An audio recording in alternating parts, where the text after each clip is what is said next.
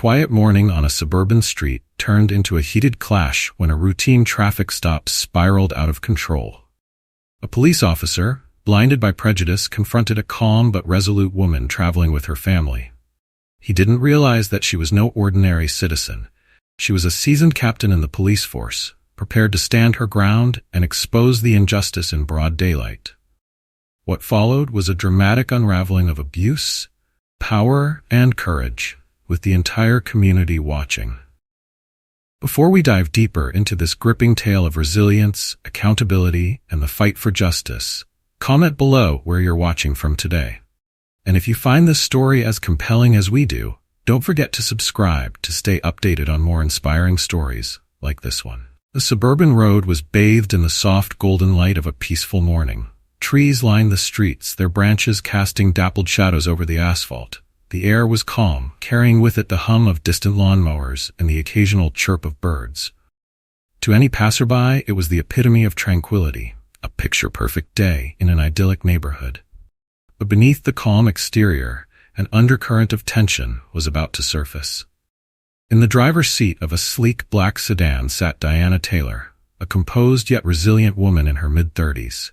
She was dressed impeccably in a tailored navy blouse and slacks, her jewelry understated but elegant. Beside her sat her husband, Michael Taylor, whose quiet strength complemented Diana's determination. In the back seat, their two children, Ethan, an inquisitive 8-year-old, and Sophia, a wide-eyed 6-year-old, peered out of the windows, marveling at the tree-lined streets. The family was heading to a much-anticipated gathering, their car filled with a sense of joy and anticipation. The serenity of the drive was broken, however, by the sharp gaze of Logan Reed, a seasoned police officer sitting in his patrol car parked at the side of the road. Logan, in his early 40s, had a demeanor hardened by years on the force. His sharp eyes scanned every vehicle that passed. But when the sleek sedan entered his view, his expression darkened.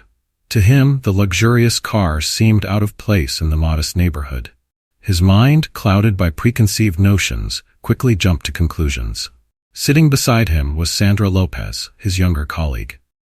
Sandra, a rookie officer with just 2 years of experience, sat quietly, her hands resting on her lap. She was observant but hesitant, her instincts often tempered by the shadow of Logan's authority. Sandra noticed Logan's sudden shift in demeanor as his gaze locked onto the black sedan. "Something wrong?" Sandra asked, her tone cautious. "That car," Logan muttered, his voice laced with suspicion, "doesn't fit here." "What's someone like them doing in this neighborhood?" Sandra furrowed her brows. "Like them?" she questioned, though her voice remained measured. Ignoring her, Logan reached for the patrol car's lights, flicking them on. The red and blue sirens flashed, cutting through the tranquil atmosphere. Ahead, Diana glanced in her rearview mirror, noticing the patrol car trailing her with its lights ablaze. Her heart sank slightly, but she quickly regained composure. "Is everything okay?" Michael asked, sensing the slight shift in her expression. Diana nodded, her voice steady. "We'll find out." She pulled the car over to the side of the road and rolled down her window, allowing the cool morning breeze to filter in. Ethan and Sophia exchanged nervous glances, their curiosity piqued but tinged with unease. Logan approached the driver's side, his hand resting firmly on his utility belt. His towering figure cast a long shadow over the sleek car. Diana looked up, meeting his eyes with calm confidence. "Good morning, officer. Is there a problem?" Diana asked, her voice polite yet assertive. Logan leaned in slightly, his eyes scanning the interior of the car before settling on Diana. "License and registration," he demanded, his tone curt. Diana complied, handing over the documents without hesitation. Logan inspected them briefly before his gaze returned to her. "What are you doing in this area?" he asked, his words carrying an edge that felt accusatory. Diana's brows knitted slightly, but she maintained her composure. "We're on our way to a family event," she replied, her voice steady. "Is there a specific reason for the stop, officer?" Michael sat silently, his fists clenched in his lap. From the back seat, Ethan whispered, "Mom, is something wrong?" Diana glanced back, offering a reassuring smile. "It's fine, sweetheart," she said softly before turning her attention back to Logan. Sandra observed the interaction from the patrol car, her unease growing. Something about Logan's tone didn't sit right with her. She stepped out of the car and approached her partner. "Logan," she said quietly, "what's the issue here? They haven't done anything wrong." Logan shot her a look that silenced her, his authority looming. "Stay back," he ordered, brushing off her concern. Diana sensed the growing tension but refused to let it intimidate her. "Officer," she said firmly, "I hope this stop is about ensuring traffic safety and not something else." Logan narrowed his eyes, his jaw tightening.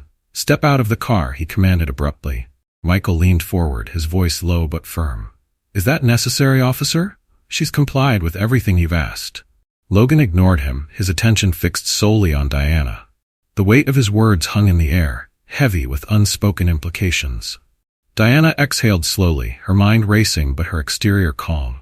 She opened the door and stepped out, her movements deliberate and measured. The suburban street, once a quiet backdrop, now felt charged with an invisible tension. A few residents peeked out from their windows, their curiosity piqued by the flashing lights and stern commands. Some even began to gather at a distance, their murmurs blending with the faint rustle of leaves. Sandra stepped closer to Logan, her voice dropping to a whisper. "Logan, this is unnecessary. We should let them go." Logan turned to her, his expression a mix of annoyance and defiance. "I'm handling this," he snapped before turning back to Diana. "Stand next to the car," he ordered, his tone sharp. "And keep your hands where I can see them." Diana complied, her posture upright and dignified. Logan took a step back, his eyes narrowing as he scrutinized her. His gaze drifted over her attire, her jewelry, and finally back to the pristine car. "Nice ride," he said mockingly. "Must have cost a fortune? Or did you borrow it from someone?" Diana felt a flicker of irritation but remained composed. "It's ours, officer," she replied evenly. "We've done nothing wrong." Logan's smirk deepened, his voice dripping with sarcasm. "We'll see about that." Sandra, standing just a few steps away, felt a knot tighten in her stomach. The situation was escalating, and she wasn't sure how much longer she could stay silent. In the distance, the murmurs of the growing crowd grew louder, their phones raised to capture the unfolding scene. Diana's heart pounded, but her resolve only strengthened. This wasn't just about her family, but about standing up against something much bigger. The air around the quiet suburban street seemed to grow heavy as the flashing patrol lights reflected off the windows of the nearby houses. Diana Taylor stood by her car, her composed demeanor masking the unease simmering inside. Behind her, Michael sat in the driver's seat, his hands gripping the edge of his seat as he watched his wife endure the weight of Logan Reed's piercing gaze. Ethan and Sophia huddled together in the back seat, their young faces pressed against the window, wide-eyed and anxious. Logan took his time circling the vehicle, his boots crunching against the gravel. "So, Mrs. Taylor," he started, his voice laden with mockery, "what brings you to this part of town? Seems a little upscale, don't you think?" Diana kept her gaze steady, refusing to rise to his bait. "As I said, officer, we're heading to a family event. We have every right to be here." "Every right, huh?" Logan chuckled dryly, stopping to peer through the tinted windows of the car. His eyes landed on Michael, who returned his stare with a quiet intensity.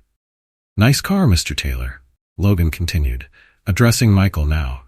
"Must have set you back quite a bit." Michael's jaw tightened, but he stayed silent. Diana, sensing the hostility in Logan's tone, took a small step forward. "Officer, if there's an issue with my vehicle or paperwork, I'd appreciate it if you could explain it." Logan turned his attention back to Diana, a smirk tugging at the corner of his mouth. "Oh, I'm just doing my job, ma'am. It's not every day you see a car like this cruising through here. You know, it's my duty to make sure everything checks out." Sandra Lopez, standing a few feet away, shifted uncomfortably. She had heard Logan use this kind of language before, a veiled attempt to justify his actions under the guise of protocol. Sandra knew it wasn't protocol. It was prejudice, but voicing her doubts against Logan, her senior partner, was a delicate matter. "Logan," Sandra finally spoke, her voice calm but firm. "They've handed over their papers and everything seems to be in order. Maybe we should let them go." Logan's head snapped toward her, his expression hardening. "Sandra," he said sharply, his voice low enough for only her to hear. "If you don't want to be written up for insubordination, I suggest you step back and let me do my job." Sandra swallowed hard, her eyes darting between Logan and Diana. She hated this feeling, the the conflict between her sense of justice and her fear of stepping out of line. For now, she remained silent, but her unease only deepened. Logan returned his focus to Diana. "Step back and keep your hands visible," he commanded, pointing toward the rear of the car. Diana hesitated for a fraction of a second, her mind racing through her options. She could feel the tension rising, not just in herself, but in the growing crowd of onlookers. People had begun to gather on the sidewalk, their murmurs blending into a low hum. Some held their phones up, recording the scene with a mix of curiosity and concern. "Is this really necessary, officer?" Diana asked, her tone measured but edged with defiance. Logan took a step closer, his height towering over her. "Yes, it is," he said curtly. "And unless you want me to escalate the situation, I suggest you do as I say." In the car, Michael's patience was wearing thin. He opened the door slightly, ready to step out, but Diana shot him a quick look over her shoulder. It was a silent message. "Stay there. Let me handle this." Michael exhaled sharply and closed the door, though his knuckles turned white as he gripped the steering wheel. "Daddy," Sophia whispered from the back seat, her voice trembling. "Is Mommy okay?" Michael turned to his daughter, his voice low but reassuring. "Mommy's fine, sweetheart. Just stay calm." Outside, Diana stood tall, her hands relaxed at her sides, despite Logan's escalating hostility. "Officer Reed," she said, emphasizing his name to reclaim some authority in the situation. "I've complied with all your requests. My family and I have done nothing wrong. I'd appreciate it if you could explain why you're treating us this way." Logan's eyes narrowed. "You think you're in a position to question me?" he said, his tone dripping with condescension. "I'm the one asking the questions here, Mrs. Taylor." The growing crowd began to murmur louder, their discontent palpable. From somewhere in the group, a voice called out, "She hasn't done anything wrong." Others nodded in agreement, though most stayed back, wary of direct involvement. Sandra glanced at the crowd, her discomfort growing. She knew this wasn't just about Diana anymore. It was about the message sent to everyone watching. Her fingers brushed against the strap of her radio, but she hesitated to use it. She wanted to believe that Logan would de-escalate the situation on his own, but deep down, she knew better. "Logan," Sandra said again, louder this time. "We need to wrap this up. The crowd is getting restless." Logan ignored her, his attention fixed solely on Diana. He leaned in slightly, lowering his voice to a menacing whisper. "Listen, Mrs. Taylor. Out here, I'm the one who decides what happens. If you don't cooperate, I'll find a reason to bring you and your family down to the station. Trust me, I can make it happen." Diana's jaw tightened, but she refused to waver. "We've done nothing wrong," she repeated, her voice clear and unwavering, "and I will not be intimidated." The defiance in her tone inflamed Logan further. He took a deliberate step back and scanned the car again, his eyes narrowing as he searched for anything that could justify his actions. Behind him, Sandra's patience had reached its limit. She stepped forward, placing herself between Logan and Diana. "This has gone too far, Logan," she said, her voice steady. "We've got no probable cause to detain her." Logan turned on her, his eyes flashing with anger. "I told you to back off, Sandra," he snapped. "This is my scene and I'll handle it." Sandra met his gaze, her own resolve hardening. "And I'm saying you're overstepping." For a moment, the two officers locked eyes, the tension between them as thick as the air. The murmurs from the crowd grew louder, some people raising their phones higher to capture every detail. Diana stood silently, her expression calm, but her resolve unshaken. This was no longer just a confrontation, but a battle of principles, and she was determined not to back down. Diana stood her ground, her posture unwavering despite the storm of tension swirling around her. The flashes from phones in the crowd seemed to spotlight the confrontation, each frame capturing her composed defiance against Logan Reed's oppressive gaze. The heat of the situation pressed down on her, but she refused to falter. Behind her, Michael Taylor sat in the driver's seat, his mind racing. His instinct to protect his wife and children clashed with the knowledge that stepping out of the car could escalate the situation further. He tightened his grip on the steering wheel, glancing at Ethan and Sophia in the back seat. They were watching everything with wide, frightened eyes. "Daddy, why is that officer so angry at Mommy?" Ethan asked, his voice small and confused. Michael exhaled, forcing a calm tone. "He's not angry, buddy. He's just asking questions. Everything will be fine. But the unease in his eyes betrayed his words. Sophia leaned closer to Ethan, clutching his hand tightly. I don't like this, she whispered. I want to go home. Michael reached back and placed a comforting hand on Sophia's knee. Just stay calm, okay? Your mom knows what she's doing. Outside, Diana's voice remained firm but measured as she addressed Logan. Officer Reed, I've complied with every request you've made. I've handed over my license and registration. Now I'm asking you to explain why I'm being detained. Logan's smirk didn't waver. Instead, he leaned slightly closer, his voice laced with condescension. Mrs. Taylor, this isn't about what you think. I'm just doing my job, making sure everything is in order. And yet, Diana countered, her voice sharpening, you haven't explained what exactly isn't in order. Am I being accused of something? Logan hesitated for a fraction of a second, his expression flickering. But before he could respond, Sandra Lopez stepped forward again, her presence a quiet yet growing challenge to his authority. Logan, Sandra said, her tone edged with determination. This is enough. She's done everything we've asked, and we have no grounds to keep her here. Logan turned to her sharply, his eyes narrowing. Sandra, if you don't want to spend the rest of your career writing parking tickets, I suggest you let me handle this. Sandra stood her ground, though the weight of his threat was palpable. She glanced at Diana, whose eyes briefly met hers.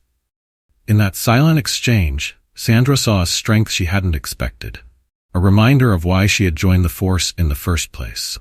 Meanwhile, the murmurs in the crowd were growing louder, a mix of curiosity and outrage. A middle-aged woman near the front shook her head, muttering, "She's just standing there, not doing anything wrong." Another man raised his phone higher, whispering to his friend, "This doesn't look right. Someone needs to do something." Diana could feel the weight of the crowd's gaze on her back, but her focus remained on Logan. "Officer Reed," she said again, her tone resolute, "if there's no reason to detain me, I'd like to return to my car and continue on my way with my family." Logan's smirk faltered for the first time, replaced by a flicker of frustration. "You think you can dictate how this goes?" he snapped. "Let me remind you, Mrs. Taylor, that I have the authority here. If you don't cooperate, I can make things very difficult for you." The veiled threat hung in the air, but Diana didn't flinch. "I've cooperated fully," she replied, her voice unwavering. "But I won't allow you to intimidate me." From the car, Michael's patience reached its breaking point. He opened the door and stepped out, his movements controlled but deliberate. Logan's head snapped toward him, his hand instinctively moving to rest on his holstered weapon. "Sir, get back in the car," Logan barked, his tone dripping with warning. "Unless you want me to think you're involved too." Michael raised his hand slightly, his gaze steady. "I'm just standing here, officer. My wife doesn't deserve to be treated like this." Diana glanced back at Michael, her eyes flashing with both gratitude and concern. "Michael," she said softly, "it's okay. I've got this." Michael hesitated but nodded, taking a step back. He leaned against the car, his eyes fixed on Logan, ready to intervene if necessary. Inside the vehicle, Ethan and Sophia pressed their faces against the glass, their small hands leaving smudges on the window as they watched their parents with growing worry. "Mommy," Sophia called, her voice trembling. "Please come back." Diana turned her head slightly, her expression softening. "It's okay, sweetheart.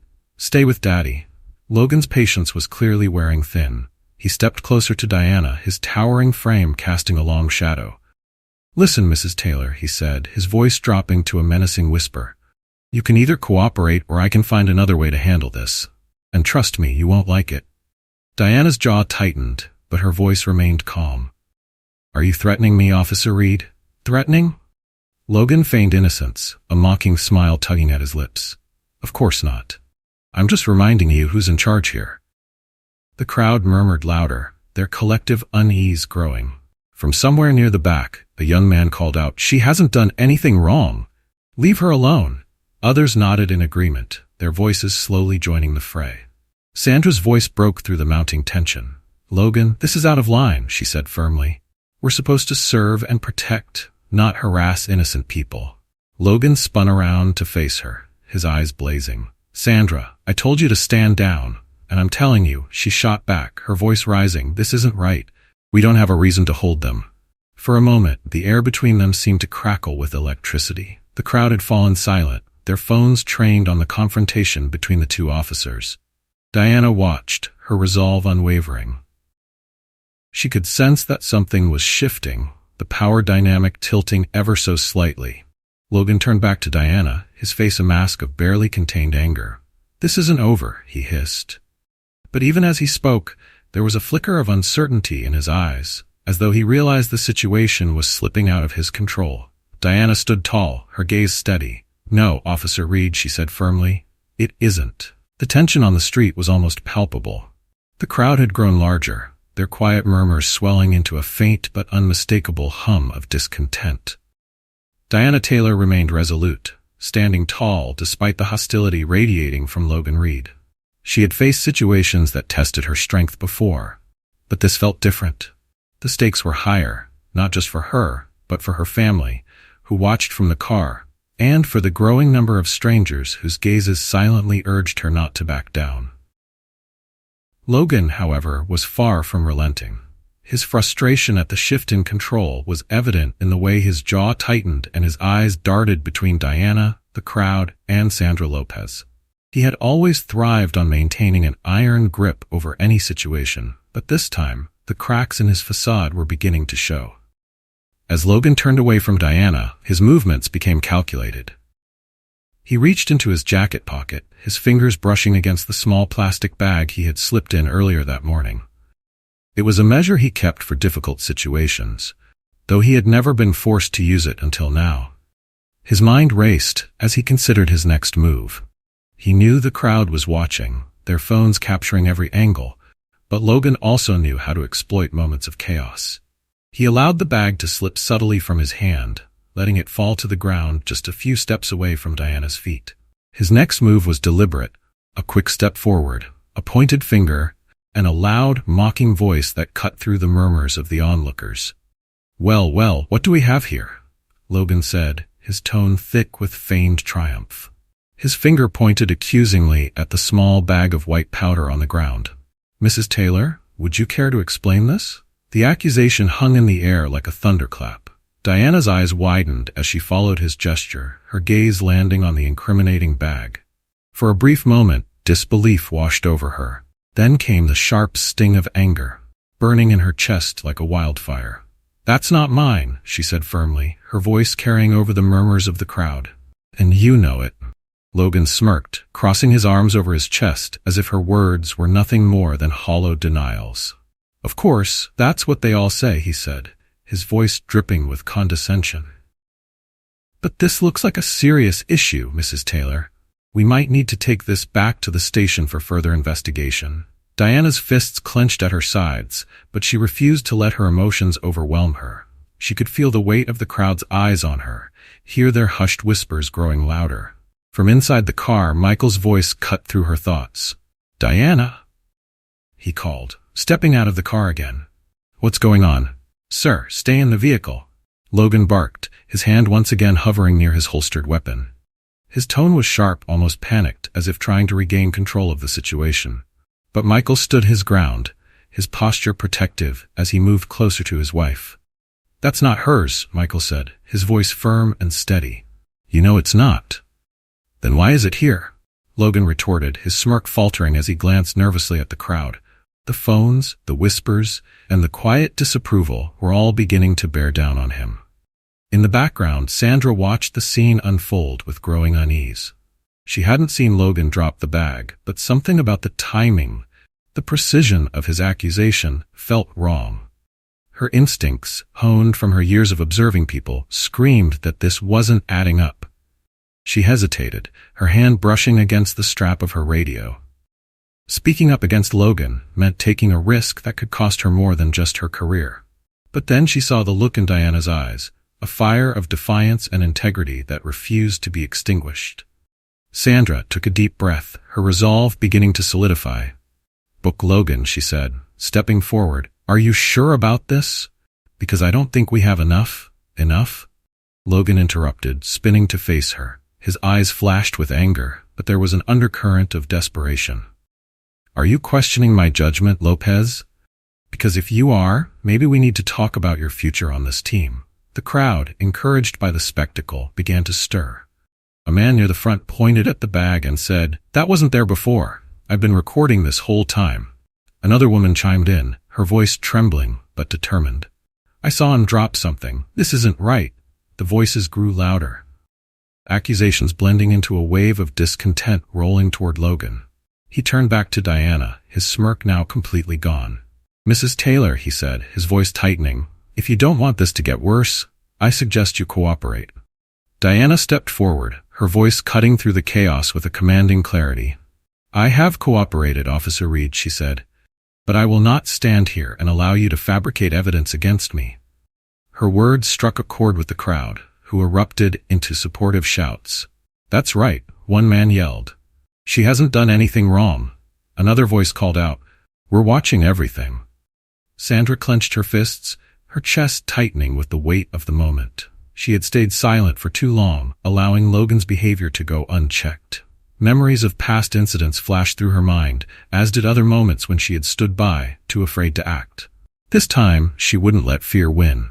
"Logan," she said, her voice steady but firm, "this isn't right. You're crossing a line." Logan turned to her, his eyes narrowing into a glare. "I don't need a lecture from you, Lopez. Back off." But Sandra didn't back off. She squared her shoulders, standing tall despite the storm brewing around them. "No," she said, louder this time. "I've had enough.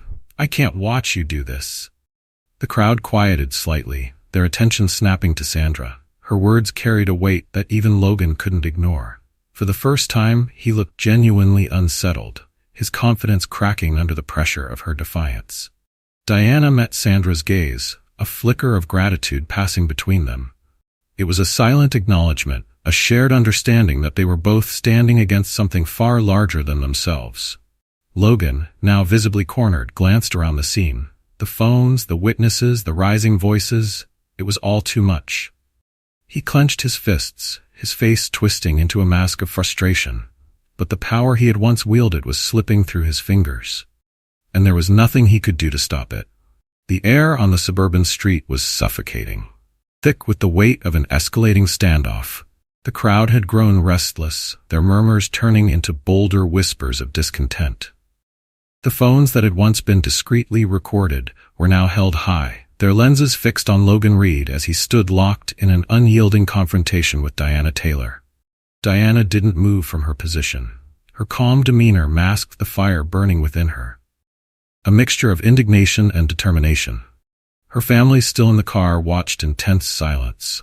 Ethan clung to his sister Sophia, who buried her face in his arm. She was afraid to look, but too scared to turn away entirely.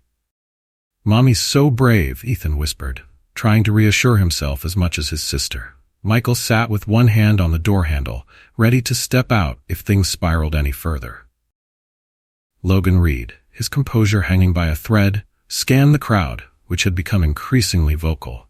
The comments pierced through the tension like sharp arrows. "She didn't do anything wrong," shouted a young man in a red hoodie.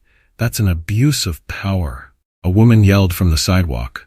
Logan's jaw clenched, and he barked at the crowd. "Step back. This is a police matter, and I'll handle it." But his voice lacked the authority it once carried. The weight of the phones, the gazes, and now Sandra Lopez standing firm against him was eating away at his control. Logan turned back to Diana, desperation flickering behind his stern expression. "I'm giving you one last chance, Mrs. Taylor," Logan said, his voice low but heavy with threat. "Cooperate, or this will get much worse for you." Diana took a slow breath, her posture unwavering. "Officer Reed," she said, her tone measured but laced with steel, "I have done nothing but cooperate, but I will not allow you to intimidate me or my family. This ends now." Sandra Lopez stepped forward, placing herself more clearly between Logan and Diana. The shift in her stance was subtle but unmistakable, a quiet declaration of where she stood. The tension in Logan's posture spiked as his gaze snapped to his younger colleague. "Lopez," Logan said, his voice dropping to a dangerous tone, "if you keep interfering, I promise this won't end well for you." But Sandra didn't flinch. "No, Logan," she said, her voice loud enough for the crowd to hear. "It's you who's crossing the line, and I won't be part of it anymore." The crowd erupted in murmurs of approval, some even cheering. It was as if Sandra's words had broken a dam, allowing the simmering frustration of the bystanders to spill out. One older woman, her gray hair tied back in a bun, stepped forward from the edge of the crowd. She clutched her phone tightly in one hand, her other hand trembling slightly as she pointed at Logan. "You think we don't see what you're doing?" she said, her voice quivering with anger. "This isn't the first time you've done this. I've seen you stop people for no reason before." The accusation seemed to catch Logan off guard, his eyes darting to the woman. He quickly recovered, waving dismissively. "Ma'am, stay back. You're interfering with police business." But the crowd wasn't backing down.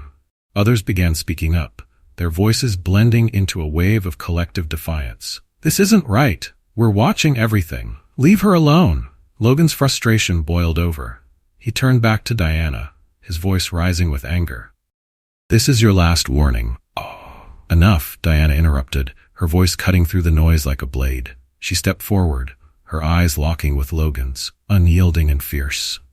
"You can't intimidate me, and you can't fabricate your way out of this. The truth is right here, and everyone can see it." Her words carried a gravity that silenced even the crowd for a moment. The cameras zoomed in, capturing her resolute expression and Logan's faltering confidence. Sandra glanced at Diana, a flicker of admiration crossing her face before she turned back to Logan. "Logan, stand down," Sandra said, her voice firm. "This is over. We're not doing this."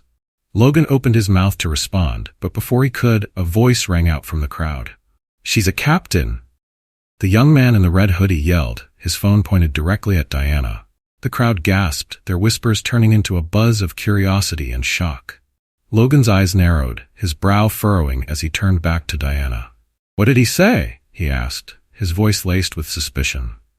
Diana straightened her shoulders, her gaze unwavering. "That's right," she said, her voice clear and commanding. "I am Captain Diana Taylor. I've served as a police officer for over 15 years, and I will not allow you to tarnish the reputation of the badge I've worn with pride." Her words struck like a thunderclap, rippling through the crowd and even reaching Sandra, whose eyes widened in surprise. Logan's expression twisted into a mask of disbelief, quickly replaced by defiance. "Captain?" Logan sneered. "I've never heard of you, and that doesn't change anything. It changes everything." Diana shot back, her voice growing stronger. "You've overstepped your authority, and you're being watched by an entire community. Whatever you do next will define who you are, not just as an officer, but as a person." The crowd erupted into cheers, their energy swelling with renewed fervor. "That's right," someone shouted. "She's standing up for all of us." Logan's gaze darted around, the weight of the moment crushing down on him. The phones, the voices, the unwavering presence of Diana and Sandra, it was all too much. For the first time he looked unsure, his bravado cracking under the pressure. Sandra stepped closer to Diana, standing beside her in a silent show of solidarity. The two women faced Logan together, their resolve radiating in every movement. The crowd, now emboldened, began chanting, "Justice! Justice!" Logan took a step back, his fists clenching at his sides. He knew he was losing control, the power he had wielded so confidently, now slipping through his fingers like sand. The scene around him had shifted completely, and there was nothing he could do to stop it. The weight of Diana's revelation hung in the air, electrifying the already charged atmosphere. The crowd's energy had shifted entirely, their murmurs now swelling into a unified force of support and outrage. Logan Reed's authority, once a shield he wielded so confidently, now felt more like a crumbling facade. Sandra Lopez stood beside Diana Taylor, her presence a quiet but powerful symbol of solidarity. The two women faced Logan together, and for the first time, he seemed genuinely cornered. His gaze darted to the growing crowd, the phones raised high, capturing every detail of his unraveling control. "You're a captain," Logan repeated, his voice dripping with disbelief, though the flicker of uncertainty in his eyes betrayed him. "I don't care who you are. This doesn't excuse your behavior." Diana's lips tightened, but her voice remained calm and firm. "My behavior?" she asked, each word carefully measured. "Let's be clear, Officer Reed. My family and I have done nothing wrong. You, on the other hand, have harassed us without cause and planted evidence to justify your abuse of power." Gasps rippled through the crowd, followed by a chorus of voices echoing Diana's words. "That's right," someone yelled. "We saw it all." Logan's expression darkened.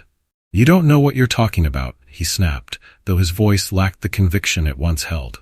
"This is my jurisdiction, and I'm the one maintaining order here." Diana took a step forward, her presence commanding. "Order?" she challenged. "Is this what you call order? Threatening innocent people? Disregarding the law you swore to uphold? I've worn the same badge as you for over 15 years, Officer Reed, and I know the difference between justice and tyranny." The crowd erupted into cheers, their voices rising in a collective declaration of support. Logan's face reddened, his frustration boiling over as he struggled to regain control. He turned sharply to Sandra, his eyes blazing. "Are you just going to stand there?" Logan demanded. "You're supposed to have my back." Sandra met his glare with a steadiness she hadn't felt in years. "I swore to uphold justice," she said, her voice firm but calm. "Not to cover up corruption. You've gone too far, Logan, and you know it." The crowd cheered again, their chants of justice growing louder. Logan's confidence was unraveling rapidly, his hands clenching into fists as he realized there was no easy way out of this. The phones pointed at him felt like spotlights, each one documenting the collapse of his authority. From the edge of the crowd, a man stepped forward. He was tall and broad-shouldered, with graying hair and a determined expression. He raised his phone high, ensuring it captured the entire scene. "Officer Reed," the man called, his voice steady but filled with conviction. "My name is Marcus Hayes. I'm a lawyer, and I've recorded everything that's happened here today. I've seen enough to know that you're violating this woman's rights, and I won't stand by and let it continue." The crowd roared in approval, their voices bolstered by Marcus's bold declaration. Logan's face twisted into a scowl as he turned to face the man. "This doesn't concern you," Logan barked. "Stay out of it."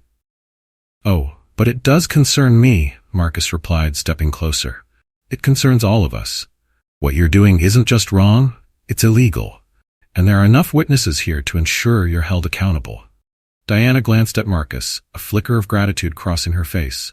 She turned back to Logan, her voice calm but resolute. "You've lost control of this situation, Officer Reed.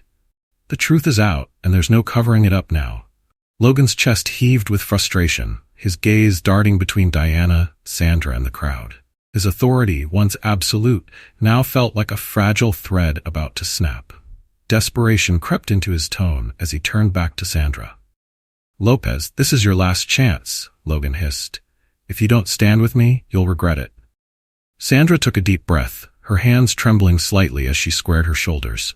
The memories of every injustice she had witnessed, every moment she had stayed silent out of fear, came flooding back.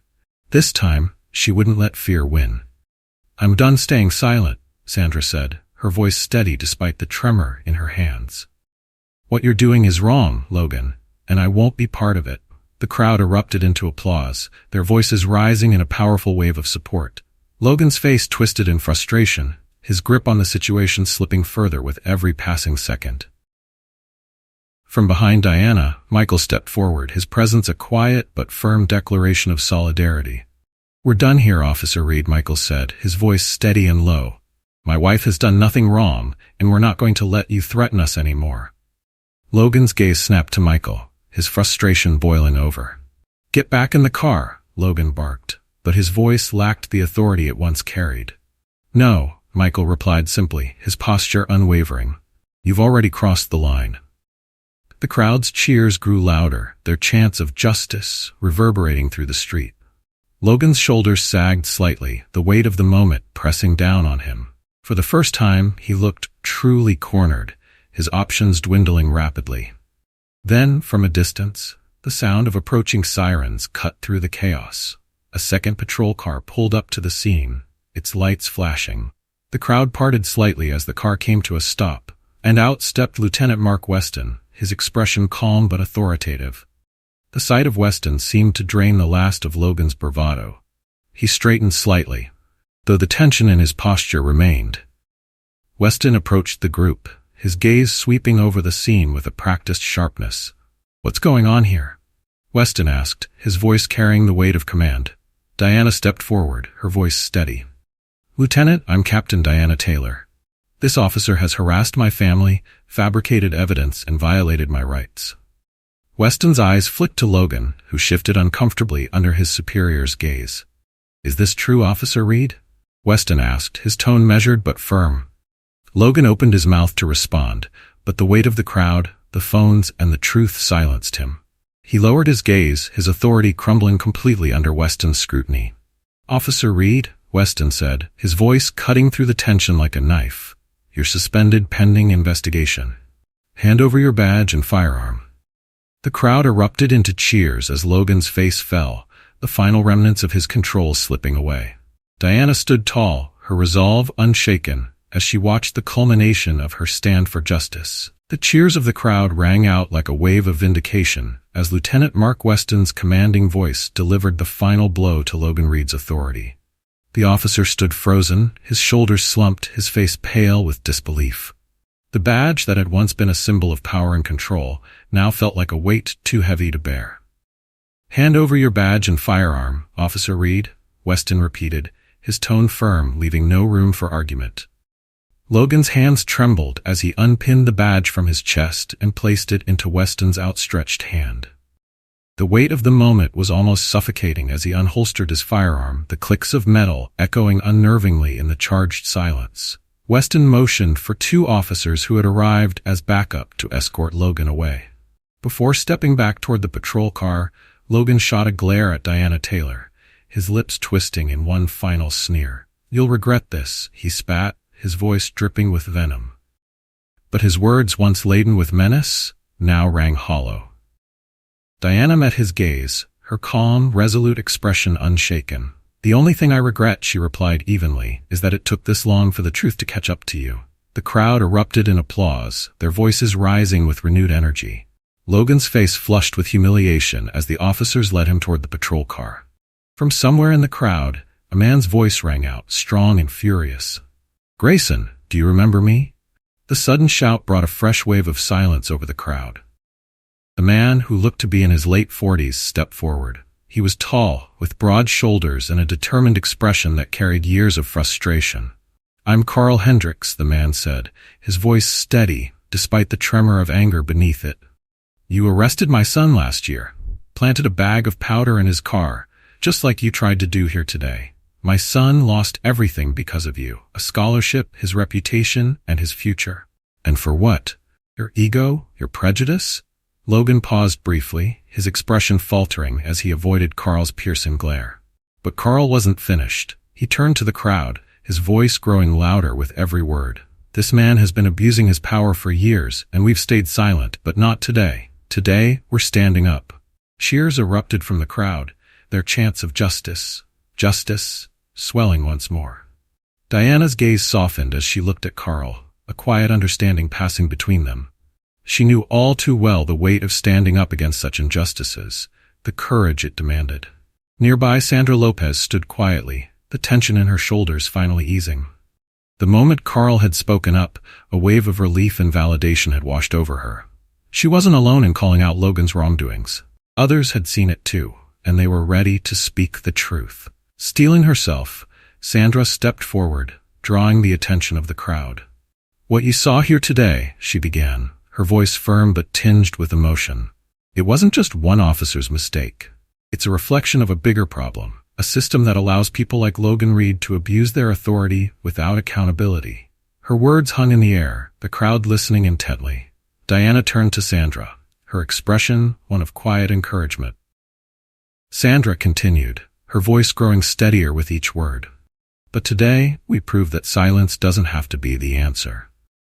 When we stand together, when we hold those in power accountable, we can create change." Applause broke out, and several people in the crowd nodded, their faces reflecting a mix of hope and determination. From the sidelines, a young man stepped forward. He was in his early 20s, his phone still recording as he spoke. "I've seen this kind of thing happen before," he said, his voice strong. "A delivery driver in this neighborhood was harassed by the same officer because he didn't look like he belonged. I didn't say anything then, but I won't stay quiet now." The crowd murmured in agreement, more voices rising to share similar stories. Each testimony added to the growing chorus of accountability. their collective strength illuminating the injustices that had long been hidden in silence. At the heart of it all stood Diana, her presence calm but commanding.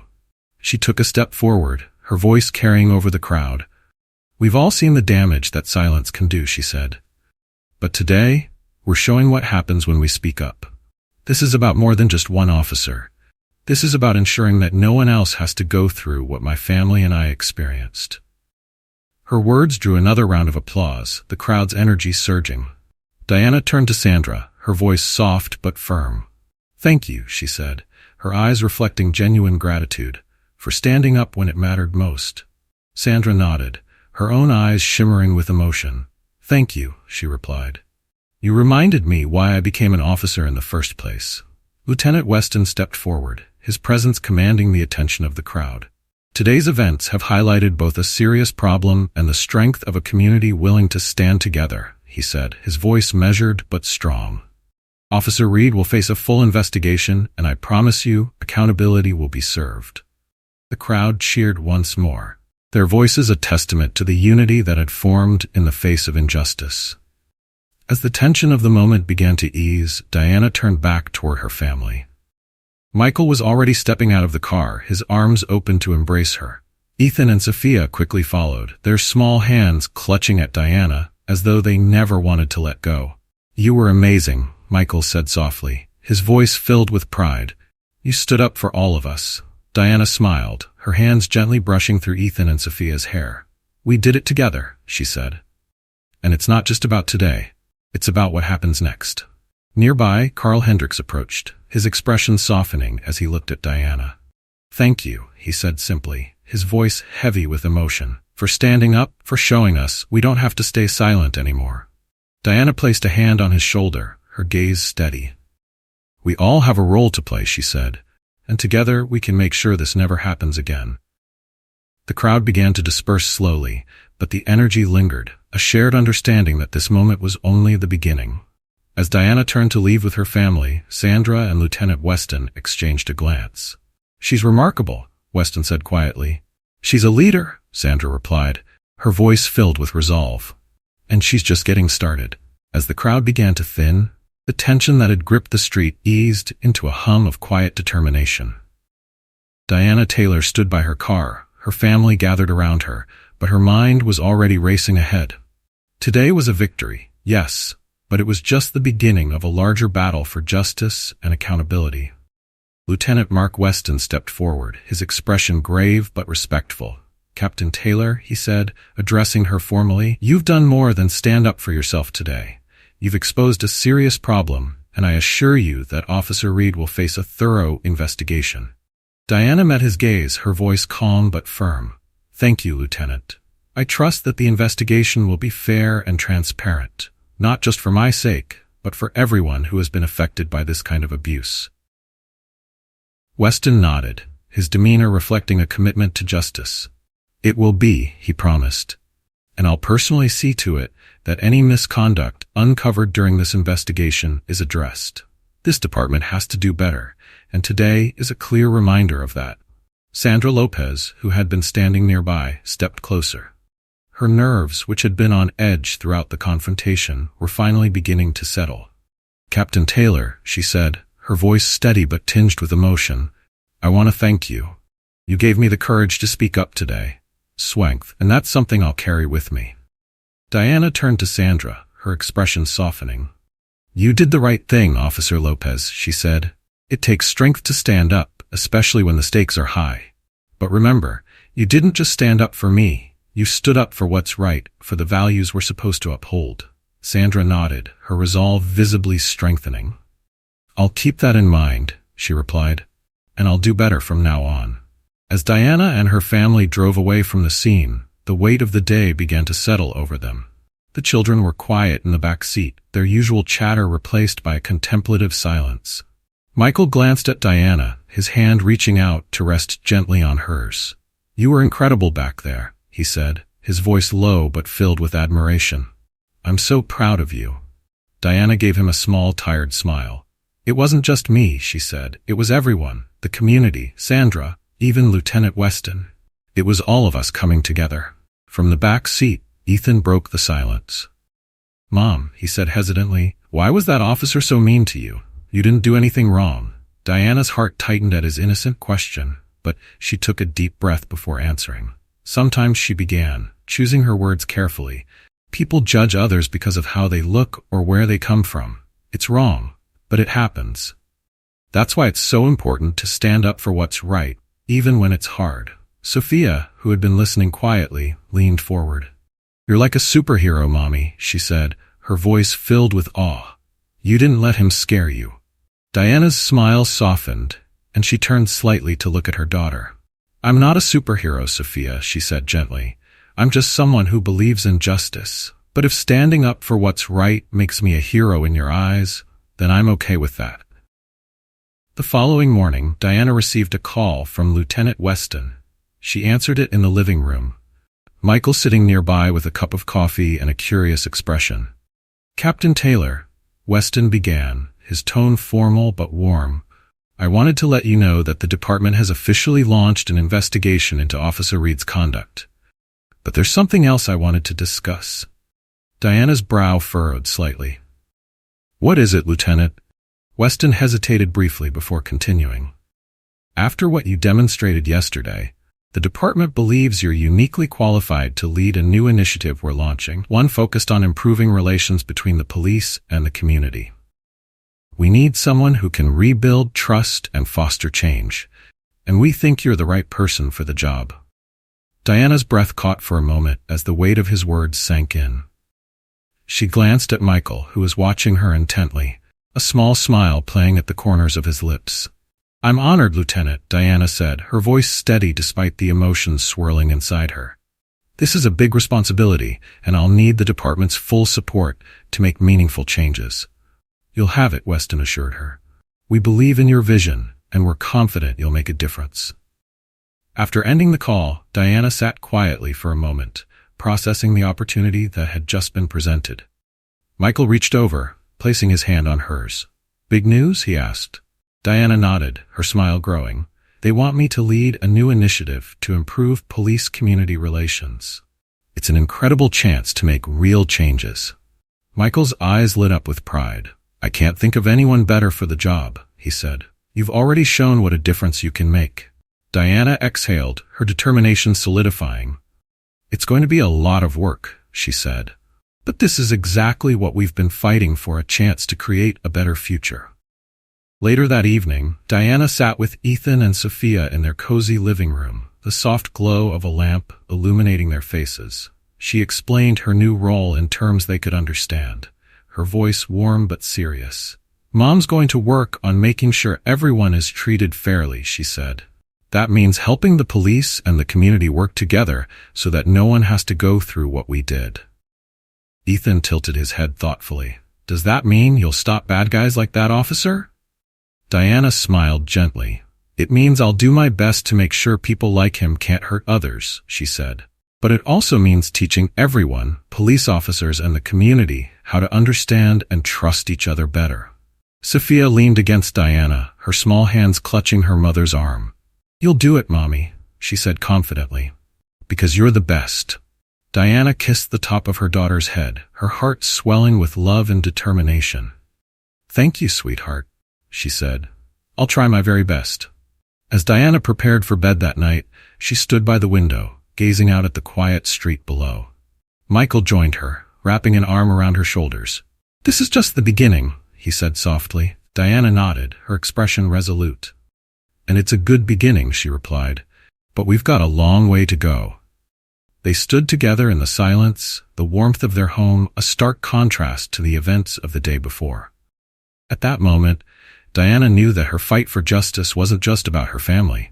It was about creating a future where everyone could feel safe and respected. The next morning, Diana Taylor woke up to the soft sound of birds chirping outside her window. The sunlight streaming in through the curtains felt different today, brighter somehow, as though the weight of the previous day had lifted just slightly. Yet Diana knew the challenges ahead would be even greater. Yesterday's confrontation had been a victory, but it was just one step in a long journey toward justice. She stepped into the kitchen, greeted by the warm aroma of coffee brewing. Michael stood by the counter, pouring 2 mugs of the dark liquid. He looked up as she entered, offering her a reassuring smile.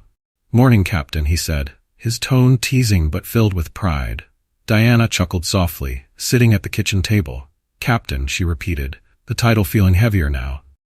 "It still feels strange hearing that outside of my uniform." Michael placed a mug in front of her and sat down across from her. "You've earned it," he said simply. "Not just the rank, but the respect that comes with it. Yesterday proved that." Diana sipped her coffee, her gaze drifting to the living room where Ethan and Sophia were playing with a set of blocks. The sight of them laughing and building towers brought a smile to her face.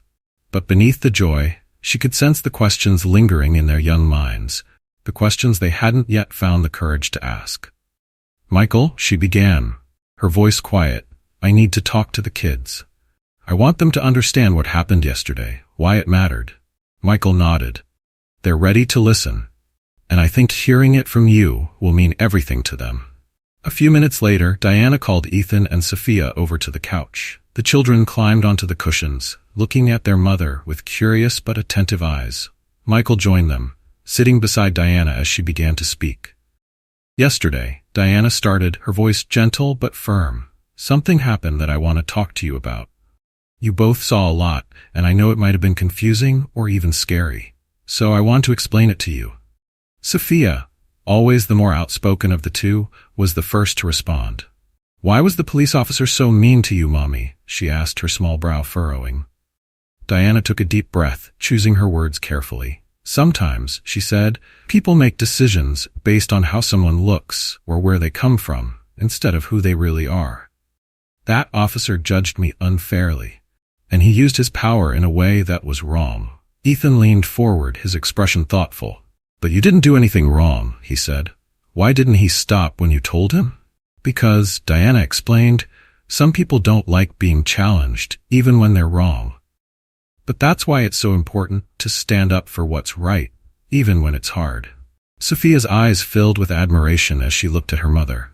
"You're really brave, Mommy," she said. "Like a superhero." Diana smiled, reaching out to smooth her daughter's hair. "Thank you, sweetheart," she said softly. "But I'm not a superhero.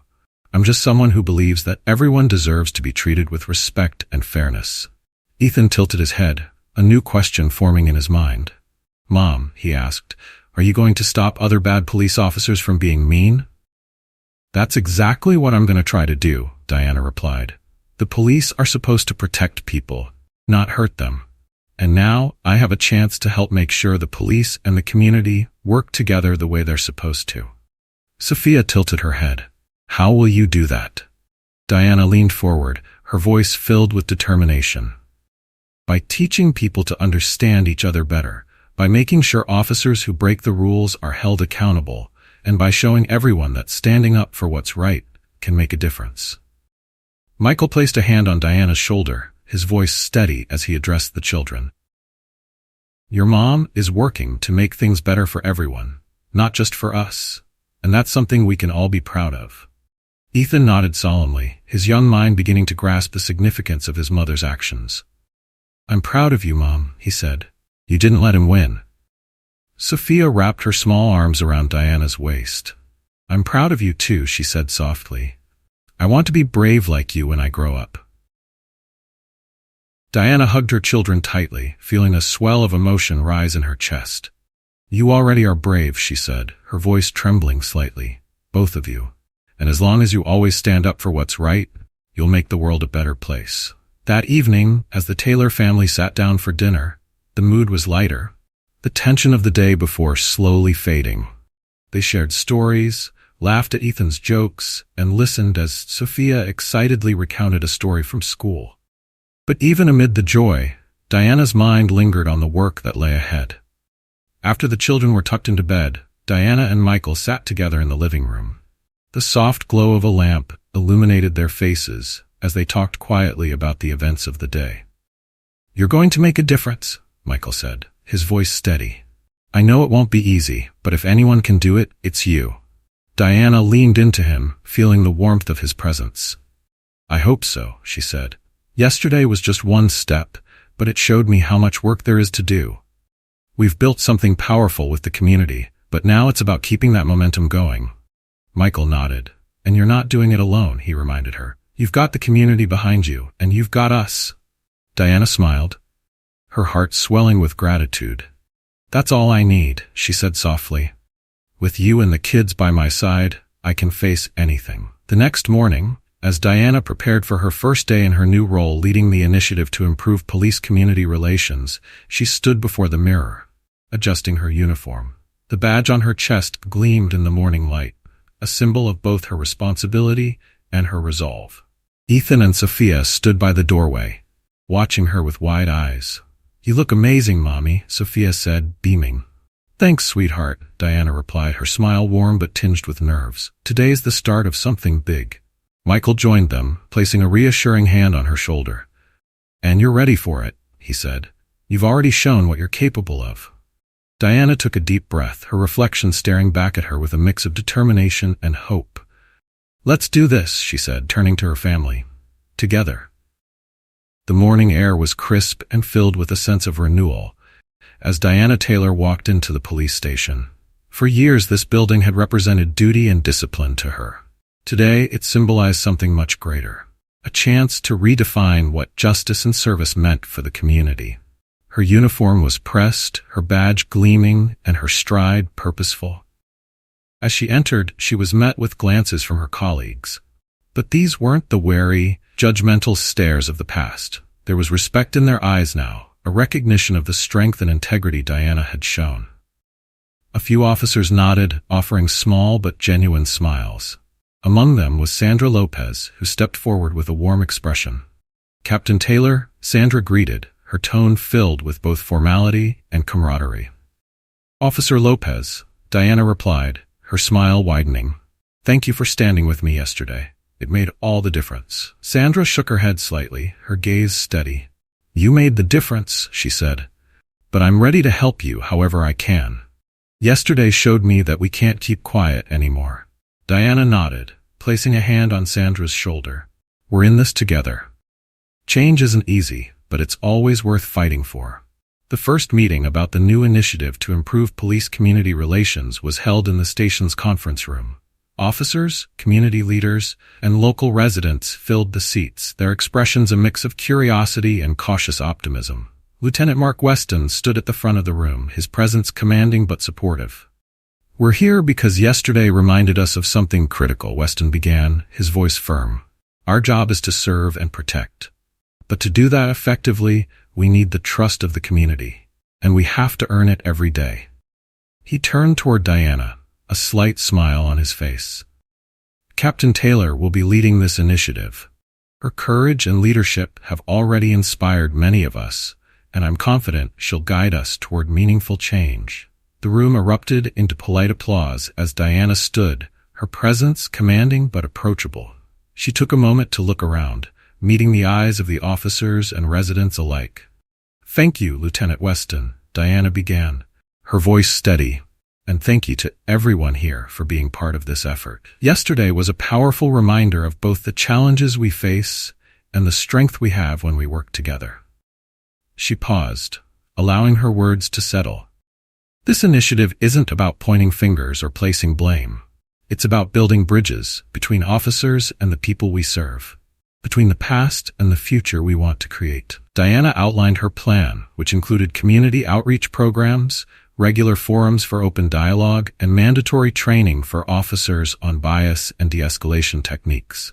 She also emphasized the importance of accountability, proposing an independent oversight board to ensure transparency in the department's actions. As she spoke, the room began to shift.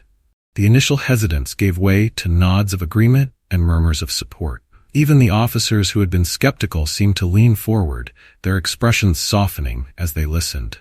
One of the community leaders, an older woman named Mrs. Harris, raised her hand.